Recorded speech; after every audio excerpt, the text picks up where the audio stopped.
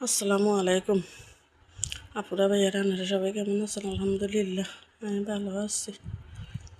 তো আসলে আজকে আমাকে টোটালিতে পুরা লক্ষ্মীপুরেই গ্যাস নেই, খুবই কম। আমি গিয়েছি এই বাড়িতে ওই বাড়িতে গিয়ে দেখে আইসি কারের বাসাতেই গ্যাস নাই। দুপুরবেলা কোনো রকম খাইছি আমরা, অনকে রাত্রে কই অনকে এই টাইমে কী করুম আর।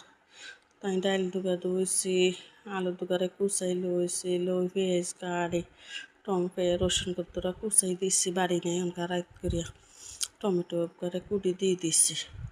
দিয়ে পরে হলুদ দিছি, মরিচ দিছি, লবণ দিছি, দিয়ে থুই একেবারে গেলিনেরে কষাই তেলতলা হয়েছে মতন।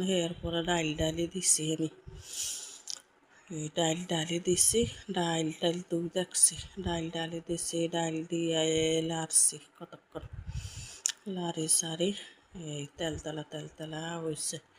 আসলে ডাইল দিয়া আর এই আলু দিয়া এই বোনা করলে একদম ভাল লাগে। আলুরে কুচাই দিই খাইতে অনেক মজা লাগে। কার কাছে কীরকম লাগে আমি জানি না, কিন্তু আমি এইভাবে করলে দিই খাইতে অনেক মজা লাগে। তো আলু একদিন দিয়ে দিচ্ছি, দিতে একেবারে লাড়ি সারি কষাই তেলতলা হয়েছে মতন, তেল বার হয়েছে মতো নাই।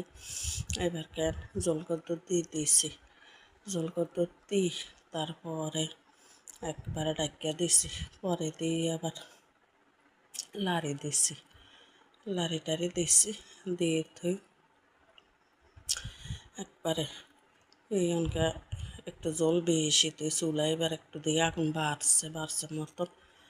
তো এই জিরা দুবারে গুঁড়ি করে জিরার গুঁড়ি এখন দিয়ে দিছি, অন্যান্য মশলা আসলে দিই নেই, এই জিরাই দুগা দিয়েছি। এলাচি দারচিনি দিলে হলাইনি খাইতে চায় না, গালের তলে দাঁতের তলে বললে চিল্লাচিল্লি করে।